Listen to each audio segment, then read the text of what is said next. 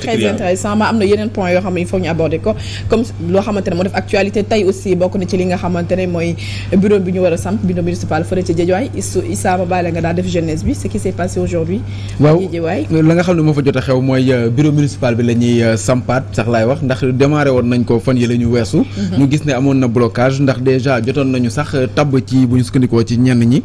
ki nga xam ne moo war a nekk le premier adjoint muy Cheikh Sarr mais nag finalement ca la amoon blocage ay coow am ci ba tax nañu mujjee woon ko dàqandi tey jii nag ci lañ koy amal ba jamono ji ñu àndu ngeen di teewlu ñu ngi koy amal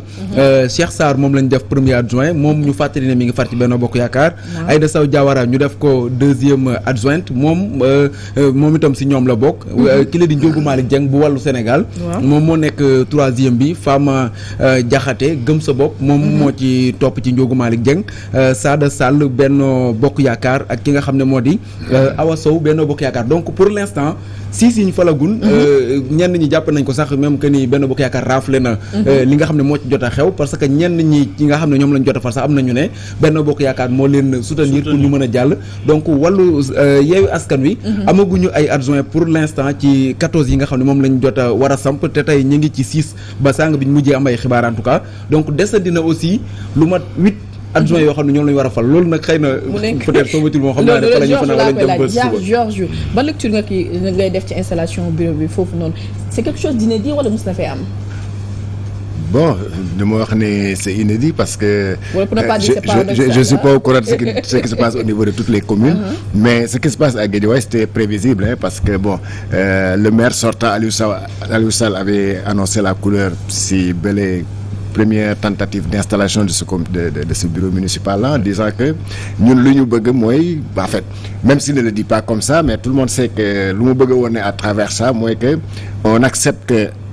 Ahmed moo gagné mais la majorité bi ñun la effectivement parce que ñoom ñu am 39 conseillers bon Yewwi Askan Wi 39 la am ñoom ñu am 37 donc soit 2 différences mais boo gisee wàllu lu mu am ak gëm sa bopp mais boo calculer et puis ñooñu avec les tractations de couloir ak entre guillemets les achats de conscience ou achats de conseillers mais il dépasse largement Ahmed et ce jour-là Aliou Sall bu mu defee son assemblée générale avait dit que ñun sur les 14 conseillers à chaque fois qu'on demandera l'élection on sera candidat donc ça veut dire que ils ne sont pas prêts à lâcher de l'est wala sax ñu may Yewwi Askan Wi benn vice comment adjoint au maire et là ce sera très compliqué pour Ahmed et qui est obligé cette fois-ci maintenant de se plier à la décision parce que sinon ce qui va arriver c'est quoi s'ils essaient en tout cas de bloquer cette élection là le préfet moo xam ne mooy autorité bi mën na jékki-jékki bon jël une décision yoo xam ne sera pour dire que voilà on va vers une délégation spéciale parce qu'on n'arrive pas à élire mais dafa am loo xam ne moo ci xaw a jaaxal nit ñi Georges mooy bële passé bi nga xamee ne ci la blocage bi am ñu bari jàppoon nañ que ni c'était xëy na pour jéem a arrondir les angles xool waxtaanaat ak yooyu noonu finalement est-ce que par rapport ak li nga xam ne moo dessiné wu tey nga xam ne presque soo moytuwul moo naroon na am ca boobule est-ce que kon diggante bi ñu jël yëpp finalement am na si njëriñ non amul si njëriñ bon parce que amul waxtaan déjà l'autre côté du côté de Aliou Sall moom waxoon na aussi que moom du waxtaan ak kenn y a pas de négociation à faire moom on respecte loola maanaam élection la bu ñu pour les 14 conseillers on sera toujours candidat sur les 14 postes donc il y a pas possibilité de négociation moom wax na ko maintenant là je dirais toujours que comment il s'appelle le maire élu Ahmed Aïdara il manque un peu d'expérience politique. Il est novice en la matière. Il est novice en la matière. C'est vrai que bon yàgg na di wax Guédiawaye c'est la bokk def son mouvement et tout mais s'attendait certainement pas qu'à l'arrivée parce que gagné na il pensait peut-être que les choses n'allaient pas se tourner comme ça mais bu xamoon ne bu amoon expérience politique xam na que l'élection d'un bureau municipal mais ça se négocie surtout si tu es en face de toi des adversaires ñoo xam ne te considèrent comme des adversaires et ils ne digèrent pas encore ta victoire donc ils vont faire tout ils te laisseront rien en tout cas de très facile ils feront tout pour te bloquer pour te mettre les bâtons dans les roues te loolu ils devaient le savoir mais moom dafa gagner rek bon dans l'euphorie de la victoire il n'a pas calculé installation du comité il y avait un autre combat qui l'attendait bu xamoon loolu di leen commencer di gis gars yi waxtaan ak ñoom ne leen bon xam naa ne maa leen ëpp conseiller mais de 2 voix seulement et que ñooñu nu mu waroon gis ñoom waa wàllu Sénégal ak gëm sa bopp ñooñu c'est ñooñu ñoo mënoon def la différence parce que tout le monde sait que les autres conseillers les 37 conseillers de Benno Bokk Yaakaar par A ou B ils vont voter pour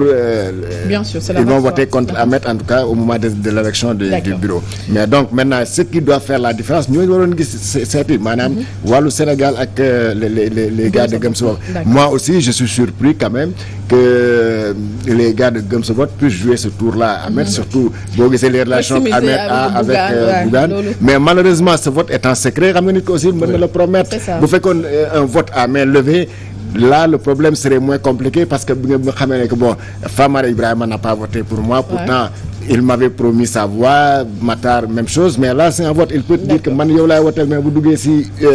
kii bi bañ gàcce bi def lu ko neex et ça bon voilà le résultat kenn mënu si dara. D'accord alors Pa Matar Benno daal di nar a jël majorité bi fële ci bureau de vote bu ci conseil municipal bu Guédiawaye ban taxawaay la Ahmed Aïdara war a am jamono ji. Bon je pense que ni xam nga nit moom bu nekkee en face des traîtres mënul am expérience pour mën a anticiper loolu parce que. aussi traître wala parce que il n'a pas été pragmatique. non du question de pragmatisme xam nga aussi il faut que ñu ni par exemple lan moo tax gars yi di xëccoo vice adjoint maire yi ñu bëgg doon moom la ñuy négocier par exemple dañuy ñëw ni la man mi sama coalition dina la jox 4 votes. boo ma nangu lay jox troisième adjoint wala 4e adjoint wala 5e adjoint donc ñoom dañuy négocier en termes de ñoom lan nga leen di jox ñoom aussi ñu def c'est-à-dire dañuy échange la en fait yow Gëm Sa Bopp daf lay naan boo ma joxee conseiller xam nga lu mu tudd adjoint numéro 3. man dinaa la jël voilà dinaa jël li nga xamante ni moom mooy samay vote man ma voteel la ko ci bis bu ñuy samp bureau bi. ñeneen ñi aussi négocier marchander loolu c'est-à-dire man sans problème ci fu mu nekk mooy ba tey est-ce que ñoom ñu ngi sóoraale askan bi ñoom seen intérêt kese nañu xool parce que coalition bu nekk bëgg na am li nga xamante ni mooy benn adjoint coalition bu nekk bëgg na am ci bureau bi représentant mais tey jii bu nekkoon dañuy tollu ci période bi nga xamante dañuy xool lan la askan bi tànn ñoom ñëpp dañ doon rangé wu ci ginnaaw li nga xamante mooy Yewwi Askan parce que Yewwi Askan bi moom la askan bi tànn ni yow le maire ci fii lay jógee donc vision Yewwi Askan bi lañ jël donc bu ñu jëlee vision Yewwi Askan bi équipe bi nga xamante ne da si war a topp mais forcément équipe boobu dafa waroon topp li nga xamante mooy Yewwi Askan bi mais bu ñu nekkee ci ginnaaw di naan dañuy négocier dañuy marchander parce que effectivement loolu kese la dañuy ñëw ci benn coalition bu mag parce que PDS seen commencement bi li ñu doon bañ mooy dañ leen digoon vice président boo xamante ni 5e position la ñu duñ ko nangu 3e position la ñuy laal wala 2e position. ñu ne buñ ko deful finalement 3e bi lañ jël. voilà ni buñ ko deful duñ leen votel donc boo demee da nga minoritaire. bañ leen delloolee ci ñoom li ñu bëgg mooy 3e vice président wala 2e vice président bi ñoom dañuy accepter voter li nga xamante ne moom mooy coalition bi Yewwi Askan c'est-à-dire pour wane ni que quelque part ñoom politiciens yi dañuy toog di xool ni ñoom war nañu am ay rôle yoo xamante ne war nañ ko mën a jouer te ñoom duñu xool askan bi lan la bëgg ak askan bi ci ban lancé la toll c'est-à-dire man je pense que ni war nañu mën a changer yenn mbir yi ni ñu tabbee maire bi ci suffrage universel direct ñu tabbee si ñi nga xamante ne ñoom ñooy adjoint yi te adjoint yi dañoo bëri man loolu déjà je trouve que ni c'est énormément d'adjoints. mais adjoint yu bari yooyu sax seen rôle lan la. mooy yow amul benn déjà bu fekkente ne duñ la fay aussi parce que ci li ñenn ñi di wax fay ga déjà daanaka demeewul noonu. de ce fait adjoint yi xëy na am na ci ñoo xam ne mën nañ leen jox mais même conseillers yi parce que 84 conseillers lañ wax ne moom lañu mais yooyu yëpp aussi c'est un peu. conseillers yi moom duñ leen fay mais adjoint yi dañuy am ay avantages dañ leen di jox ay auto de service ak bu nekkee ville bon xam nga ville de Guédiawaye aussi. du lu ndaw du am na budget boo xamante ne pour loolu la mais léegi de millions ñuy jël di ko séddale ñi nga xamante ni ay simple adjoint nañu bu ñu ñëwee 2 adjoints ba 3 adjoints doy na sëkk parce que nit ki bu faatoo parce que faatu dafa bokk ci àdduna bu faatoo keneen remplacer ko mais dem di xalaat ay 8 adjoints au nom de quoi ville de Dakar aussi yaakaar naa ñu ngi si xaw ma 14 adjoints pour lan ak lan nañ koy doyee donc je pense que ni vraiment war nañu mën a tëggaat suñu code électoral bi ci noo xamante ni ñi ñuy fal dañuy ñëw liggéey parce que bañ ko falee ba tey ñoom waa ville de Guédiawaye bañ leen falee ba tey toogaguñu di jéem a xool jafe-jafe Guédiawaye nan nañ koy jéem a saafara ñoom ñi ngi toog ba tey naan man maa war a am majorité man maa war a def lii man maa war a def lii ba tey ñoom ñi ngi seen mois fàtte nu bi nga xamante ne moom moo leen fa. est-ce que mën nañoo wax ni Ahmed Aïdara waa Gëm Sa Bopp dañ ko wor ak waa wor. non mooy li ma la wax léegi. Gëm Sa Bopp ak proximité bu mu am ak Bougane. non Gëm Sa Bopp si seen bu ñuy tabb si seen conseil yi foofu nañuy xoolee dañ ko wax ak duñ ko wax. parce que pour mu am majorité il faut Gëm Sa Bopp ranger wu derrière ñoom mais Gëm Sa Bopp buy ranger wu derrière ñoom dafay doon ci ginnaaw ñoom ñu jox ko li nga xamante ne da koo soxla li mu soxla woon tey jii peut-être moom mooy vice-président te gëm naa ni Ahmed Aïdara da leen proposer te da leen jox vice-présidence boobu mooy 3e vice-présidence boobu xam nga 4e vice-présidence boobu noonu aussi la même chose noonu la wàllu Sénégal amee possibilité tey jii am li nga xamante ne moom mooy adjoint ma naan vice président adjoint maire boobu. donc adjoint maire bi nga xamante ni Wallu Sénégal am na ko du 3e en contrepartie dañ lay promettre que ni bu ñuy demee élection pour li nga xamante ne mooy bureau bi dañ lay jàppale kon di nga am majorité bi nga xamante ni amoo ko woon bee passé ba nga salteel élection yi mais ñoom loolu kese la da ngay ñëw PDS a ngi nii maanaam PDS au niveau de Pikine aussi même chose la woon am na waa joo xamante ni dañ ko proposé ancien maire la woon dañ ko proposé ni ko boo àndeek ñun nga voté ñun suñu conseil ñu am majorité mais dañ lay def vice président mu accepté ko